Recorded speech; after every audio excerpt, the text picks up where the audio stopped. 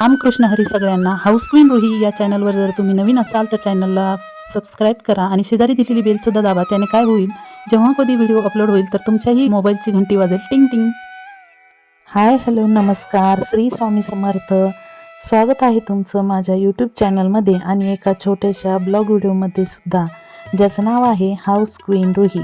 तर मुलांना लागलेल्या आहे सुट्ट्या आणि मुलांची अपेक्षा असते कुठं ना कुठं फिरायला जावं. तर आपला आहे गोठा, शेतातली कामं, तर याने काही बाहेर जाण्यास वेळ भेटत नाही. पण म्हटलं चला, आपल्या घरापासूनच थोड्याच अंतरावरती आहे एक गढी आणि गढीवरती आहे तोफ. बऱ्याच दिवसापासून चाललेलं बघायला जायचं, पण आज योगायोगाने म्हटलं चला, लवकर आवरलेलं आहे काम आणि निघूया. तर सुंदर असं हे भानशिवरा हे गाव आहे आणि या गावात जुनी घरं बहुतेक ठिकाणी बघायला मिळतात आणि ही आहे मुख्य बाजारपेठ भानशिवऱ्याची. आणि मुख्य बाजारपेठेतला हा चौक, याला नथुराम चौक असे म्हणतात. सुंदर अशी नथुरामाची मूर्ती आहे आणि हे आहे मारुतीचे मंदिर. आणि चला आता, हा रस्ता आहे गडीकडे जाण्याचा. तर छोटी छोटी पेठातली रस्ते सुद्धा फार सुंदर आहेत या गावातली.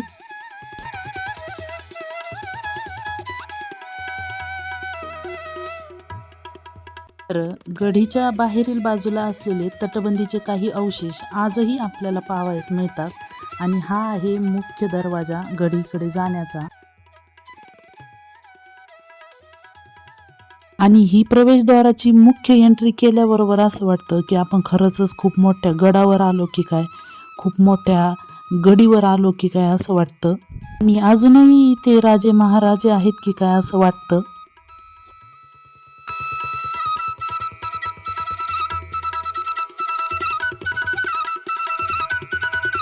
तर परकीय आक्रमणांपासून बचाव करण्यासाठी अशा प्रकारचे बांधकाम आपल्याला इथे पाहावयास मिळते.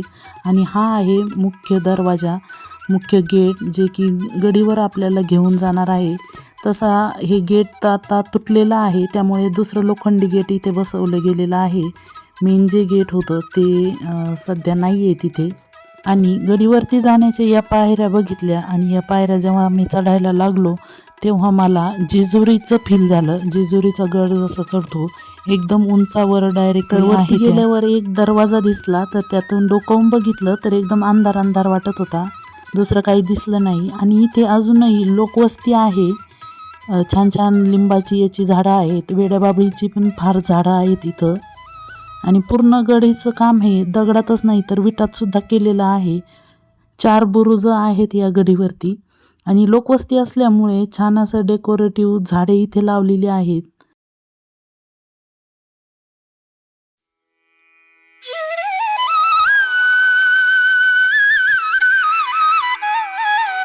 त्यानंतर गडीच्या एका बुरुजावरती पोहोचलो तर तिथे आहे नवाब कविजंग यांची समाधी. निजामशाहीमध्ये कविजंग नावाचे सरदार होते आणि त्यांनी ही गढी बांधल्याची आहे असे समजते. खालच्या पायऱ्या जेव्हा चढलो तर आता म्हटलं वरती फक्त बघण्यासारखंच असेल, आता काही चढ उतारीचं काम नसेल. परंतु प्रत्येक बुरुजावरती अशाच प्रकारे दगडी जिने आहेत जे की डिरेक्टली उंचावरती आहे, त्यामुळे फारच अवघड जातं. तर कसं बसं वरती पोहोचलो तर खाली हा आड होता, तर पुढं मी दाखवतेस. त्यानंतर देवाचं म्हणजे कविजंग बाबांचे मस्त असे दर्शन घेतले, नारळ फोडले. आणि या देवाला जेव्हा उरूस भरतो तर अक्षय तृतीयाच्या आसपास मागे किंवा पुढे इथे उरूस भरतो, तर तेव्हा इथे गोड भात किंवा मलिदा, चपातीचा जो आपण मलिदा करतो तो मलिदा इथे नैवेद्य म्हणून ठेवला जातो. नंतर दर्शन वगैरे झाली आणि मुलांना फार कुतूहल वाटत होतं, कारण फारच उंचावरती होतं हे. तर ते बघितलं, थोडेसे फोटो वगैरे काढले आणि 5 वाजण्याचा टाईम होता, त्यामुळे वातावरण फार सुंदर झालेलं होतं.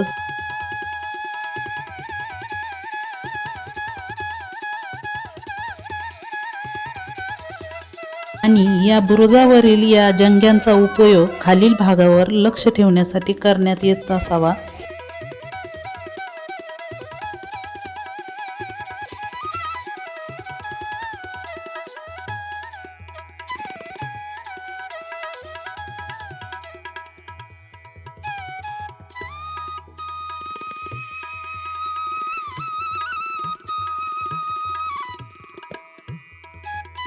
आता या 1 नंबरच्या बुरुजावर दर्शन आणि बघायचं झालेलं आहे. तर या बुरुजावरती आपण आता जाणार आहोत.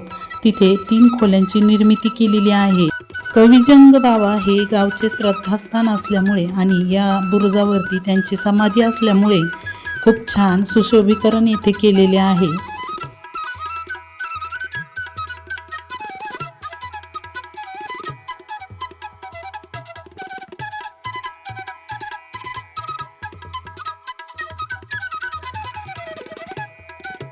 या गढीची आश्चर्यकारक गोष्ट म्हणजे या ठिकाणी जी बांधलेली विहीर आहे ती, तर या विहिरीचे बांधकाम चुना वापरून केलेले आहे असे इथले लोक सांगतात. आणि आता आपण आलेलो आहोत मगाशी दाखवलेल्या बुरुजावरती. तर हे 3 खोल्यांची निर्मिती असलेलं बुरुज आहे. सनसेट बघा किती छान दिसत आहे.